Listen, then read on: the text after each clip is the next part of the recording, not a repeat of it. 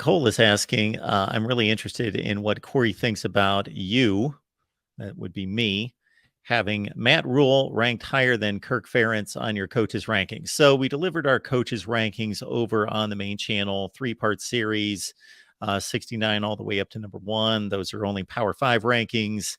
And off the top of my head, Kirk's at 32, Matt Rhule's at just above that somewhere. I don't remember exactly where. By the way, I didn't watch all of your coaching rankings, but I did watch the rankings that you where you included Kirk Ferentz. So my thought on that is very simple. You're looking at what have you done for me lately? Yes. Right.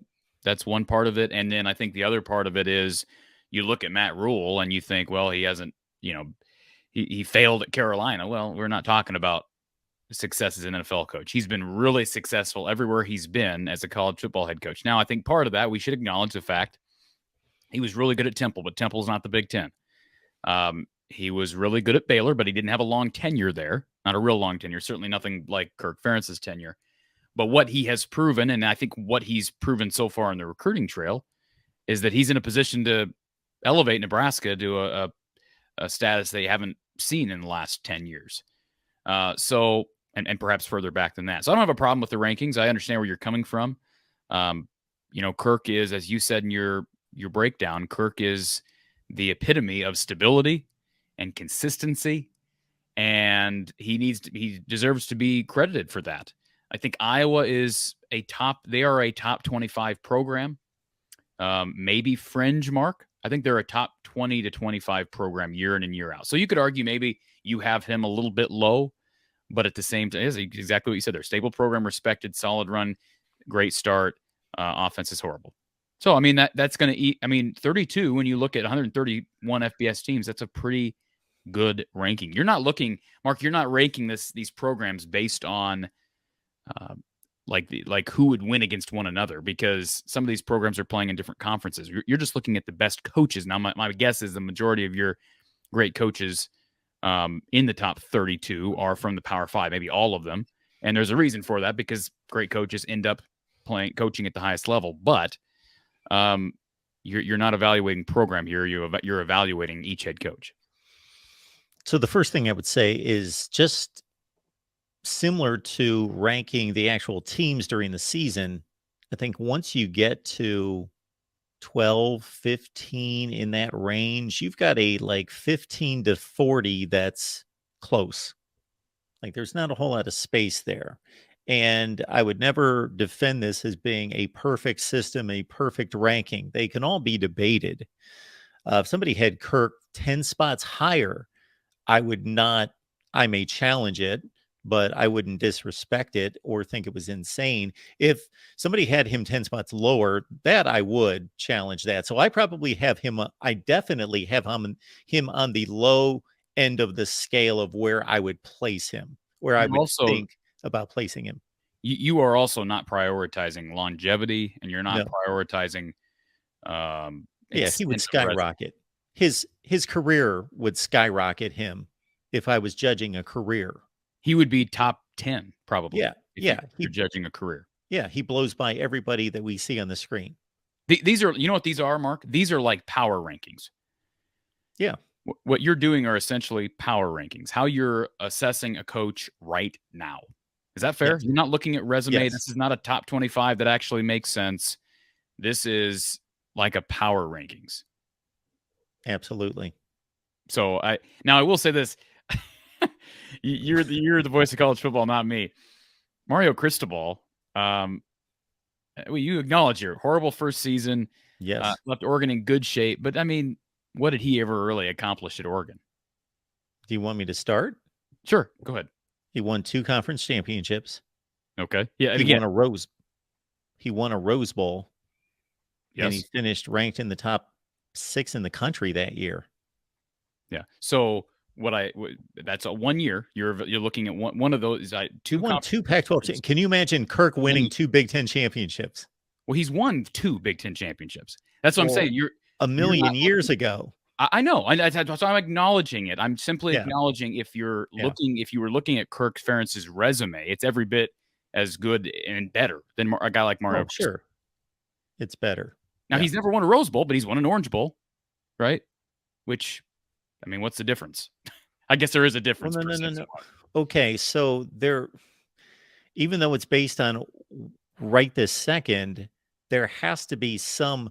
Okay, we could have whoever you think is the best. Like if Nick Saban went 3-9 next season, I wouldn't or let's say he goes 6-6 next season, he would not plummet a million spots. It wouldn't Well, be, well, this is a 6-6 head coach. yeah, Like there has to be some credit given and evaluation of recency, not I just agree, but last season. well, I'm not even talking. But see that you're going back to resume, but we're talking. This is a largely subjective list, Oh, right? of course it is. Yeah. I mean, you know, um, I mean, you are, but you do bring up Brett Bielema, great at Wisconsin. He was at Wisconsin how many years ago? I mean, you Well, know, you got to understand this is more notes for me just to talk, just to spur things in my head. I'm not kind of proving the point, but well, I understand, but that's a note here in your rankings, so that's yes. obviously part of Yep. your talking points, right? Mm-hmm. And he hasn't been at Wisconsin in how many years? 10, 15, 10, 10, 12 years ago? Yeah. He left in 2011, is that right? Yes. So, I mean, yeah, 12 years 11. ago. Yeah. I'm not Well, ripping you for your rankings here, Mark. Like I said at the beginning, I don't have any issue with your rankings, but as you said, I think you could move Kirk upwards. I don't think you're moving him much further down. I don't even, who do you have below Kirk? Who do you have below in the 33 to 40 yeah. positions? Again, I stated a few minutes ago that he's on the low end of where I would rank him. Yeah, I mean, Pat Fitzgerald. See, this is a good example of your objectivity, though, because you got Pat Fitzgerald at 35 in the country, and again, if you're looking at resume, like what he's accomplishments at Northwestern, he's accomplished a lot at Northwestern, given the fact that it's Northwestern. But right now, his power ranking is trending downward. I mean, Yeah, last year I had him fringe top 10. yeah. And so, but to be clear, you're not basing this on one season. It's not like, well, based on what you did last season, where do I rank you? But it's a reflection of everything too. And I can't speak for you. You don't have anything in your notes here about Kirk Ferentz as it relates to how he manages the program, how he is managing the program. But I mean, if I was making these rankings, which I won't do because I'm certainly no voice nationally, I would evaluate how a guy is recruiting right now. I would evaluate how he's doing in the portal right now, because that's a big part of being head coach. Yes.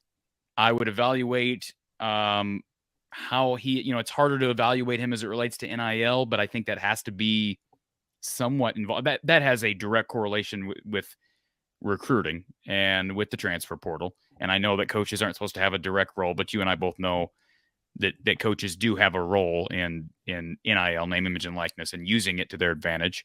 And the other thing is, how are they operating the program as it relates to staff changes? And you have been very critical of Kirk Ferentz doubling, tripling, quadrupling down on his staff here in recent weeks. I have too.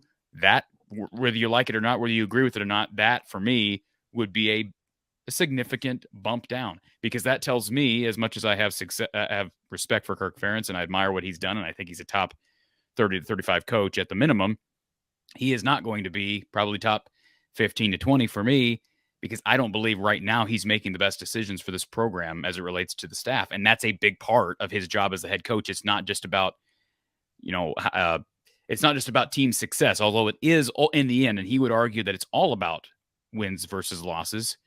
We're projecting forward. We're talking about which coach you have confidence in, which coach you believe. I think if you put all these coaches in similar positions, which ones would have the most success? And there are a couple of examples there of Kirk Ferentz maybe not doing what's best for the program. And I think that, for me, would bump him down. Bingo. So what you just stated a second ago about, I almost said something close to that in the video, that I would rank him 15 to 20 spots higher, even if they had the exact same win-loss record over the last 5 years.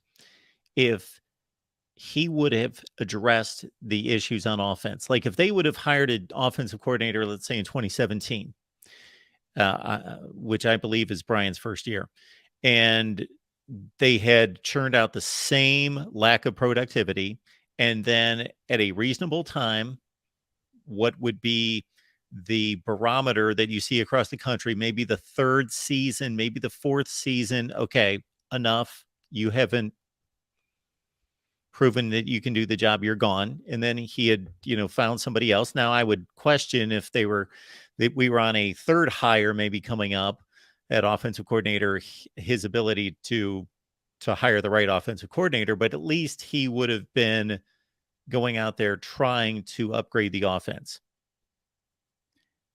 Yeah. I mean, it's,